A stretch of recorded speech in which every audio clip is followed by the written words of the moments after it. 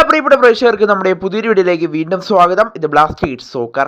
ഇന്നത്തെ ISL മത്സരത്തിൽ FC ഗോവയും അതുപോലെ തന്നെ നോർത്ത് ഈസ്റ്റ് യുണൈറ്റഡ് FCയും തമ്മിലുള്ള വാശിയേറിയ പോരാട്ടമായിരുന്നു നടന്നത്.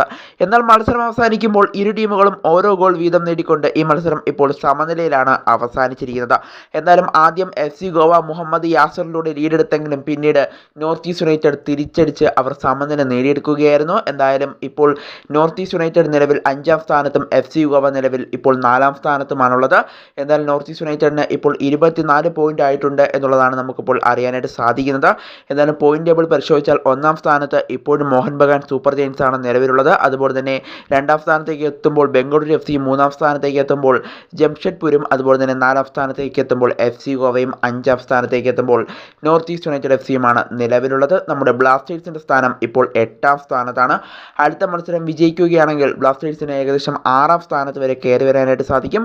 അടുത്ത മത്സരം നോർത്ത് ഈസ്റ്റിനെതിരെയാണ് ബ്ലാസ്റ്റേഴ്സ് കളിക്കേണ്ടത്. ആ മത്സരം വിജയിച്ചാൽ നോർത്ത് ഈസ്റ്റും അതുപോലെ തന്നെ ബ്ലാസ്റ്റേഴ്സും തമ്മിലുള്ള പോയിന്റിൻ്റെ വ്യത്യാസം 1 മാറും. അതുകൊണ്ട് തന്നെ ഇനി വരുന്ന 2-3 മത്സരങ്ങൾ ബ്ലാസ്റ്റേഴ്സിന് അതിനിർണായകം തന്നെയാണ്. ആ മത്സരങ്ങളിലൊക്കെ മികച്ച റിസൾട്ട് ഉണ്ടാക്കിയെടുക്കാൻ സാധിച്ചാൽ ഏകദേശം പ്ലേ ഓഫ് ഉറപ്പിക്കാൻ ബ്ലാസ്റ്റേഴ്സിന് സാധിക്കും എന്ന് തന്നെ നമ്മളോട് എടുത്തു പറയേണ്ടതാണ്.